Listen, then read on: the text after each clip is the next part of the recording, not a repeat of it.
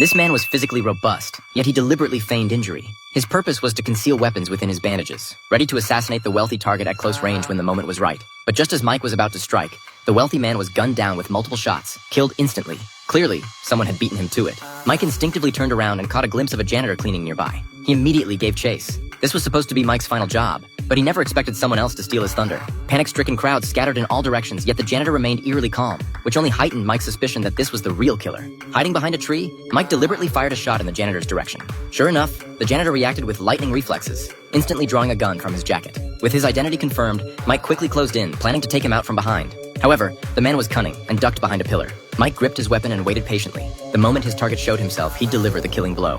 But just then, police arrived on the scene. With cops ahead and a deadly adversary behind, the stage was set for a showdown. Unexpectedly, the killer raised his hands in surrender, dropping his weapon to the ground. The police subdued him with barely any effort. But was this really what it seemed? Mike immediately sensed something was off. The killer wasn't giving up.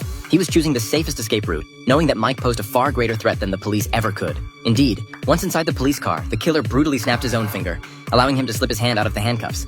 He then reset the broken finger. The two officers in the car were completely oblivious. Suddenly, the killer sprang into action, kicking out the car window with tremendous force. After crawling through, he immediately killed the driver. The vehicle instantly spun out of control and flipped over. Taking advantage of the chaos, the killer quickly escaped from the wreckage, shed his disguise, and vanished into the night. By the time Mike reached the crash site, the killer was long gone. Through the police radio left at the scene, he learned that the suspect was heading to the airport. Mike pulled out a wad of cash and immediately bought a taxi. Soon, a ride request popped up on the system, so he drove to the pickup location to try his luck.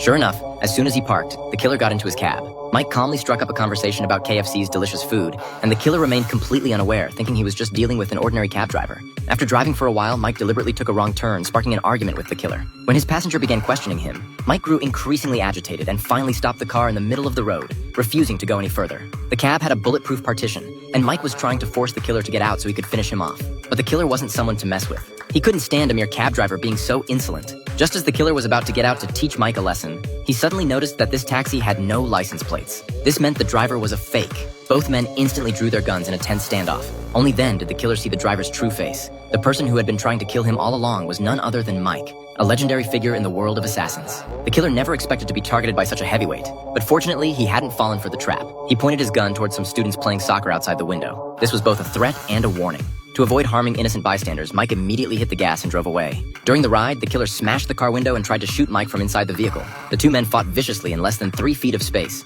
At a crucial moment, Mike spotted a bus ahead, floored the accelerator to close the distance, then yanked the steering wheel hard, crushing the killer between the bus and the taxi.